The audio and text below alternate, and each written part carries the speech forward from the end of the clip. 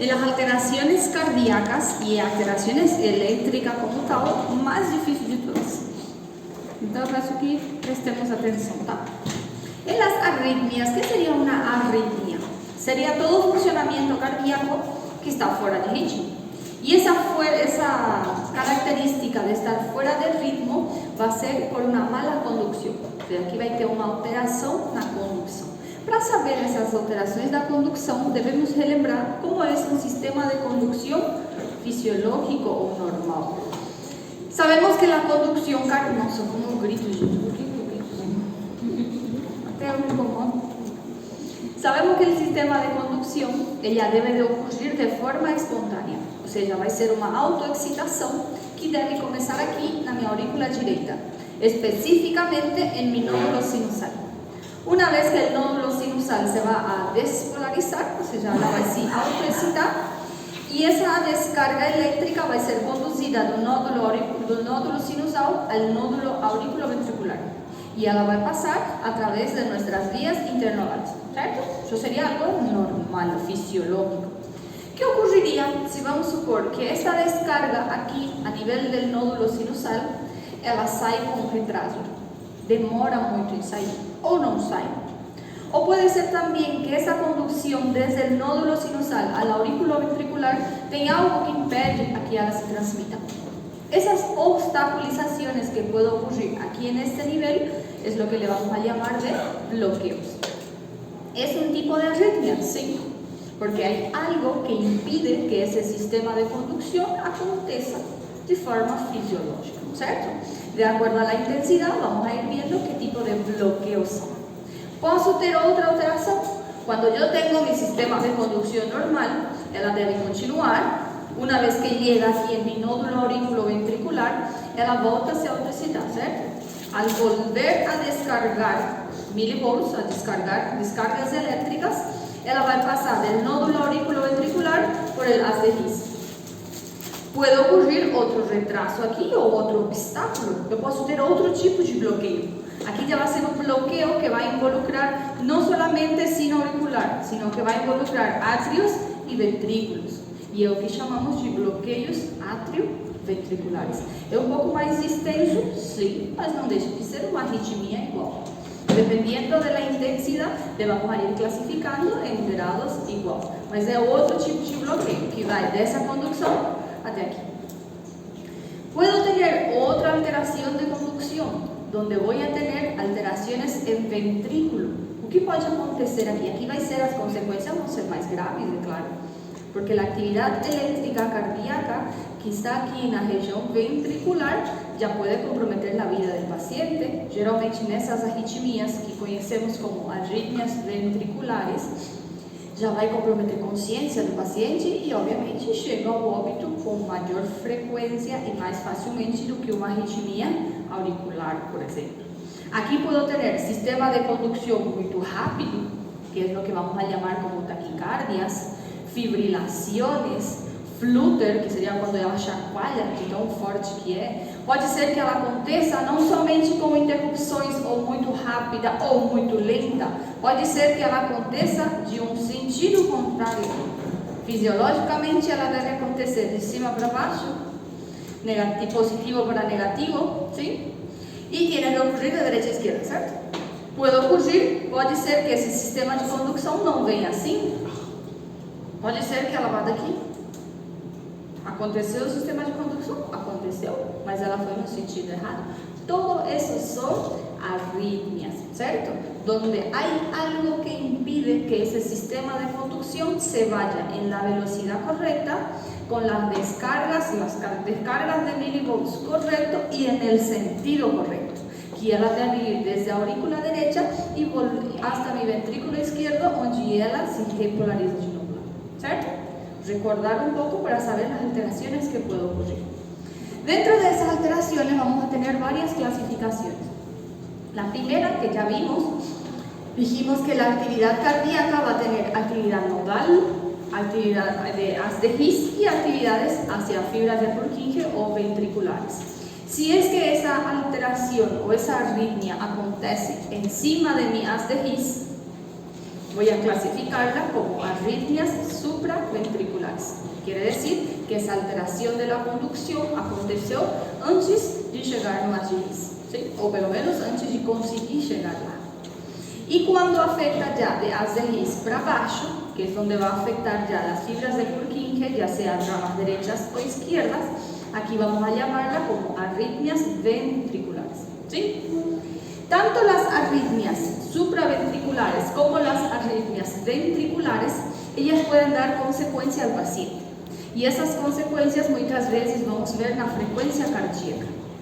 Entonces, aquellas arritmias, ya sean supraventriculares o ventriculares, que da como consecuencia una bradicardia, le vamos a llamar como bradiarritmias. ¿Sí? No se mata. Cualquier arritmia que afecte encima del haz de His o por debajo del haz de His y como consecuencia o meu paciente tem uma frequência cardíaca menos de 60, vamos considerarla como bradiarritmias. Y si esa arritmia ya sea supraventricular o ventricular, ela dá como consecuencia ao meu paciente uma taquicardia, o sea, uma frecuencia cardíaca maior de 100, le voy a clasificar como taquiarritmias, ¿cierto?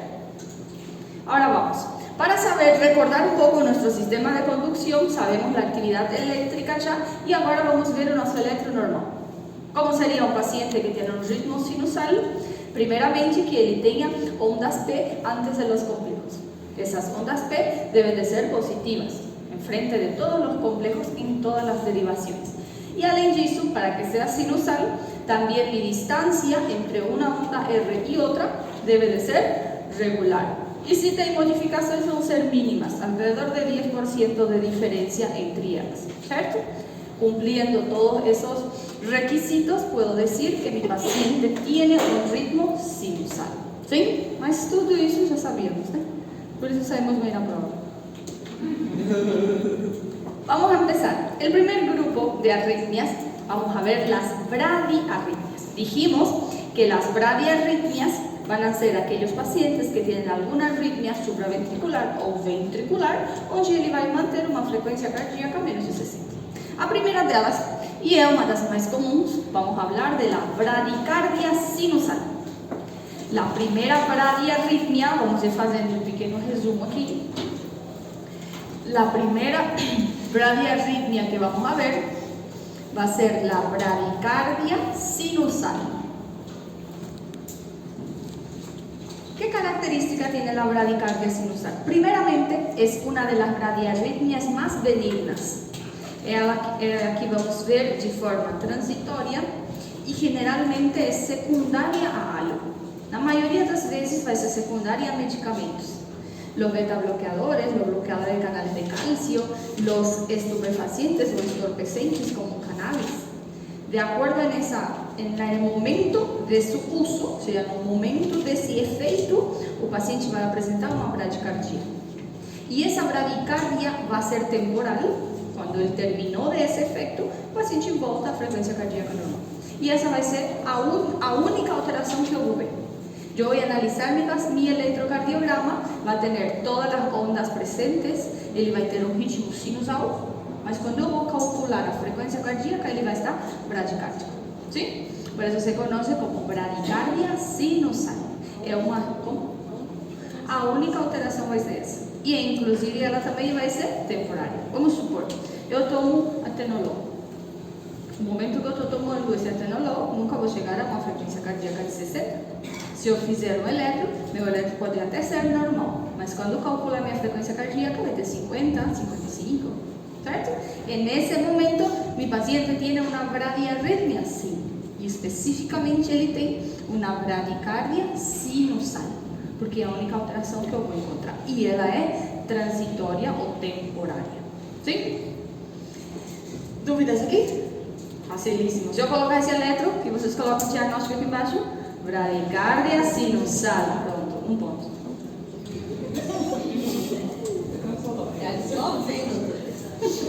Promessa dita.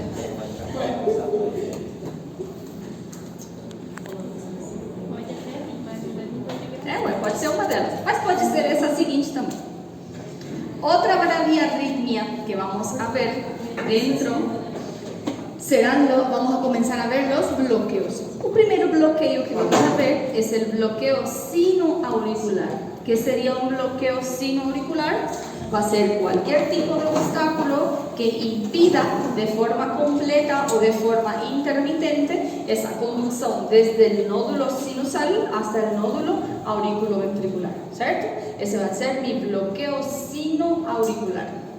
Ese bloqueo sinoauricular, dependiendo de la intensidad de ese bloqueo, yo voy a clasificarla en bloqueo sinoauricular de primer grado, bloqueo sinoauricular de segundo grado y bloqueo sinoauricular de tercer grado. Cuando llego aquí en mi segundo grado, yo volto a subclasificar y se va a conocer como bloqueo sinoauricular de segundo grado, MOVITS 1 y MOVITS 2. ¿Cierto? Vamos a ver. El primero, el bloqueo sinoauricular de primer grado.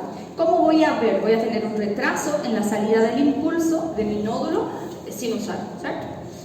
Cuando yo tengo ese retraso al salir de mi nódulo sinusal, yo voy a tener como alteración eléctrica en mi electrocardiograma idéntico a mi bradicardia sinusal. O sea, yo voy a ver un paciente con bradicardia. La única alteración que voy a tener. Agora a pergunta é, como eu diferencio mi bloqueo sinoauricular de primer grado de mi bradicardia sinusal? O que vocês acham? Esta va a ser transitoria y esta va a ser permanente. Aquí yo preciso de un estímulo externo, ya sea intoxicaciones por entorpecentes, medicaciones, y aquí no. Aquí mi paciente va a tener todo el tiempo sin ningún tipo de estímulo, mas para eso vocês precisam dessa informação. Si yo coloco aquí una bradicardia sinusal y aquí un bloqueo sinoauricular de primer grado, o eletro vai ser idêntico. Não tem como diferenciar. Os dois vão ter um eletro normal, solamente que com frequência cardíaca diminuída. Sim? Tanto se eu coloco bradicardia sinusal ou bloqueo sinoauricular de primeiro grau, estaria certo. Agora, se eu coloco como informação de um quadro clínico, por exemplo, que ele está assim, faz um ano, ele fez vários eletros, todos são iguais. Ou eu falo, ele sei lá, tem um tratamento com propanolol, ele é usuário de marihuana. O sea, eu lhe devo de dar essa informação, caso contrário, não tem como diferenciar, certo? Esse vai ser o bloqueo sinoauricular de primeiro grau. O bloqueo sinoauricular del segundo grado, a gente volta a subdividir ele em bloqueo sinoauricular de primeiro grado, MOVITS 1 e MOVITS 2. Nos dois, eu vou ter um transtorno da condução de forma intermitente. O sea, vai ter ocasiões em que ela transmite e vai ter ocasiões onde vai haver bloqueos intermitentes. Eléctricamente, que vou a ver? En mi bloqueo sinoauricular de segundo grado, MOVITS 1, yo voy a visualizar mi distancia entre una onda P y otra, que vamos a conocerla como intervalo PP. Esa distancia de una onda P a otra onda P, ela vai diminuindo gradativamente en tiempo. Voy a tener un acortamiento de mi intervalo PP de forma progresiva. Al estar disminuido esa distancia entre una onda P y otra, de repente vai aparecer uma pausa. Vocês não veem um vazio aqui? Parece que falta uma frequência aqui, né? Essa pausa eu vou visualizar seguida de uma disminuição progressiva do intervalo PP. E além disso, essa pausa vai ter um tamanho menor a dois intervalos PP. Como seria isso? Se eu vou medir aqui, o intervalo PP seria esse, certo? De uma onda P a outra. E se eu coloco mais uma? Não são dois intervalos PP? Este dois intervalo PP vai ser maior que mi pausa. Certo? Esse vai ser mi hallazgo patológico en mi electrocardiograma. Disminuição progressiva do intervalo PP até que aparece uma pausa. E essa pausa vai ser menor a dois intervalos PP. ¿Sí? Ese va a ser mi bloqueo sinoauricular grado 2, MOVITS 1. ¿Cierto? ¿Dúvidas aquí? Pode repetir, doutor? Disminuição progressiva de intervalos PP. O que é um intervalo PP? Distância entre uma onda P e outra, sim? Essa distância entre uma onda P e outra, ela vai diminuindo progressivamente, hasta que apareça uma pausa. Pausa é esse vazio. Pode ser contado dentro do elétrico, nas 30 casas do elétrico. Você vai contar. Você vai ver essas alterações em derivações D2, D3 e ABF, como em todas as arritmias. Você vai ver essa diminuição progressiva do intervalo PP até que aparece uma pausa. E essa pausa vai ser menor a 2 intervalos PP. Vocês podem medir ela. Contar a quantidade que vai ter daqui a aqui. Aqui vocês vão contar e vai ser menor que a anterior. E quando aparece uma pausa, você pode somar essas duas. E essas duas vão ser maior que essa. Sempre que tiver essa diminuição da PP, vai ter a pausa? Vai ter a pausa.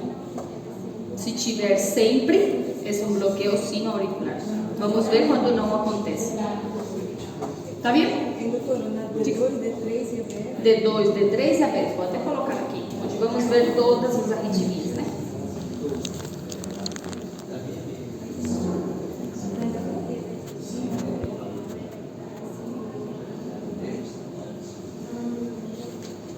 Professor, então como que a gente chamaria aí, no caso? Seria um bloqueio sino-auricular? Grau 2, movimento 1. Tá. Você não existe um padrão de quantos intervalos para depois Não. ter um intervalo? A partir de 2 você já vai ver essa diminuição progressiva. Como você pode ter 3, 4, 5 diminuições progressivas. Claro, e aí o intervalo, aí a pausa, né? Em D2 geralmente vemos melhor, né? Porque é uma derivação larga. Mas vocês podem ver tanto em D2, D3 e ABF. E também não é obrigatório ver nos três. Basta que você veja em um deles, também já é diagnóstico.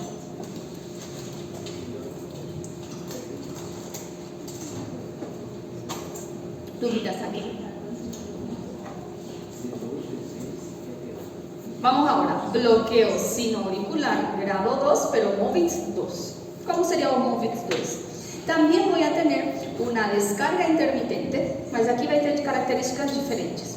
Aquí yo voy a tener ese intervalo PP, ou seja, a distância entre uma onda P e outra, constante.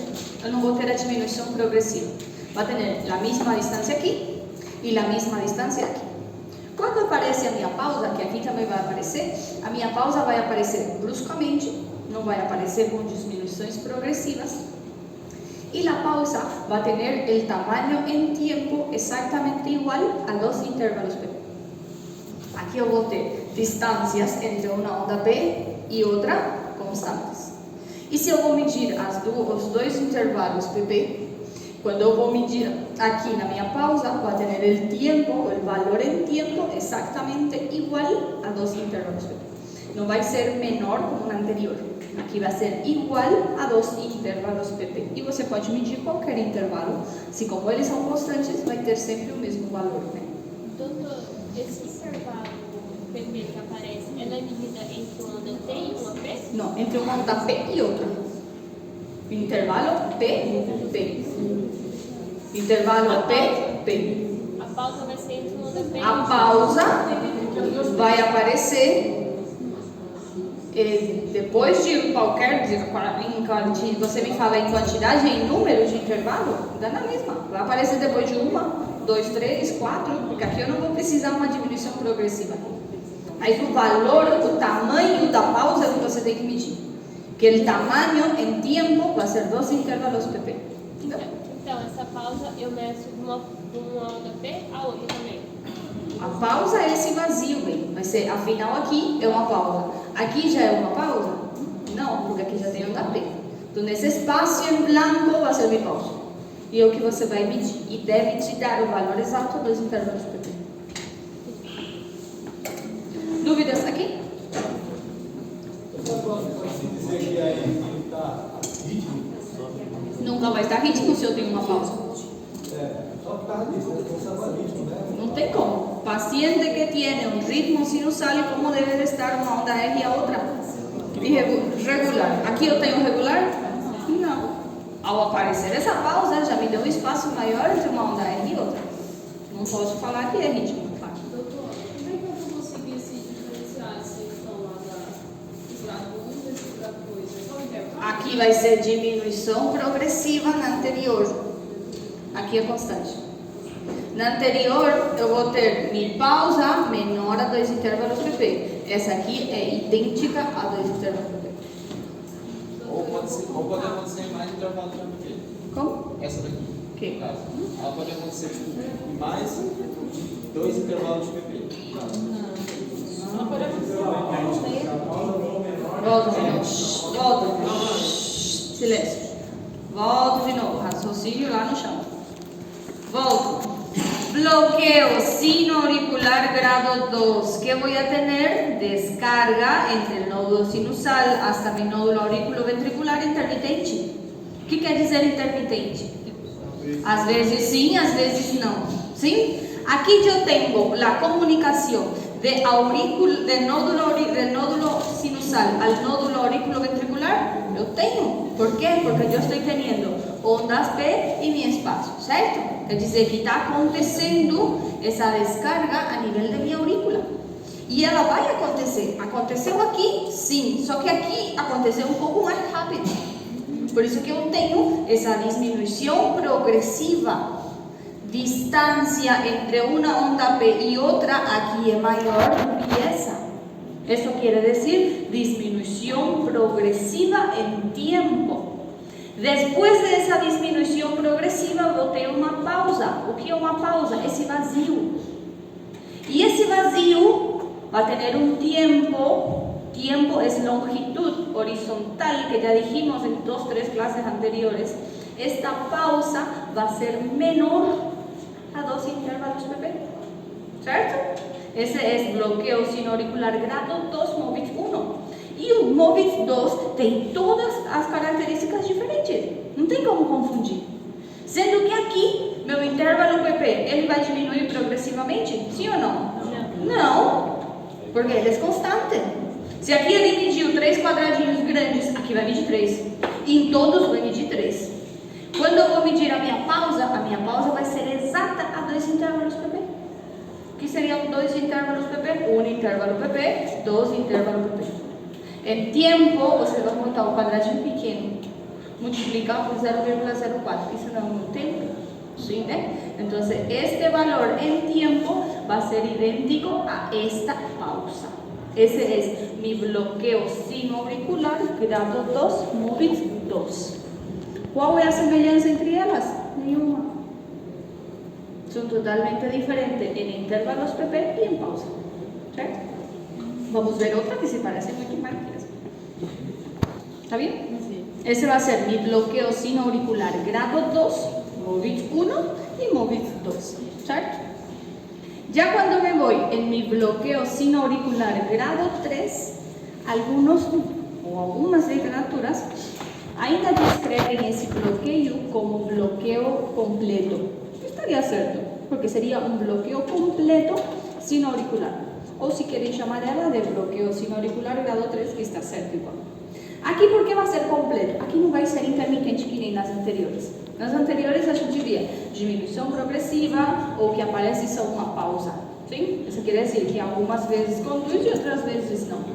Como aqui o bloqueio é completo, em todas as frequências eu vou ver uma onda P sozinha, pequena inclusive em voltagem, que não conduz. Vocês vão ver derivações D2, D3 e ABF, onda P sozinha, que às vezes, olha que pequeno que é, nem pega o quadradinho pequeno. Eu vou mi pausa e depois mi completo. Se formou minha onda P aqui, olha que pequeno. Onda P que não conduz. Onda P que não conduz. Ou seja, eu vou ver a pausa en todas las frecuencias. ¿De qué derivaciones? De 2, de 3 y ABF. Eu não vou ver os espaços em pausa esporadicamente, de forma intermitente. Aqui eu vou ver em forma completa. Ondas P pequena, principalmente em voltagem bem pequenininha, que não conduz. Isso se conhece como ritmo de escape, onde o paciente, o electro, ele se forma su descarga o se forma la despolarización atrial com uma voltagem muito pequena, porque ela não está conduzindo, e para que chegue até minódulo atrioventricular demora muito tempo. Uma vez que chegou, aí passa ao ventrículo. E assim vai. En el grado 3, en el caso más tarde, de 2, de 3 y ABF. Y en el otro grado, pues, Também, de 2, de 3 y ABF. tiene que ser los 3. No necesariamente. Incluso aquí, en el grado 3, puede ser que aparezca solo el 1. No importa. Pero son las 3 derivaciones donde vamos a ver todas las arritmias. ¿Certo? Bloqueo sinoauricular, grado 1, grado 2 y grado 3. E aí acabamos nosso primeiro bloqueio. Isso aí a gente vem D1, D2 ou só D2? D2, D3 e ABF. D2, D3 e ABF. Todas as alterações vamos ver aqui. Todas. Tanto bradiarritmias como taquiarritmias. Que não necessariamente eu preciso ver nos 3, né? Vendo em um deles dois. Dúvidas aqui? Estão com saudade de infarto?